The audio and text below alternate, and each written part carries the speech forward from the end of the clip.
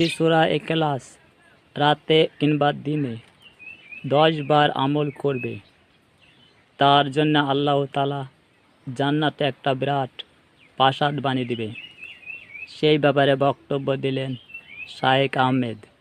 বক্তব্যটি শুনুন আর বেশি বেশি আমল করুন আর শেয়ার করে লক্ষ লক্ষ মানুষকে শোনার সুযোগ করে দেন।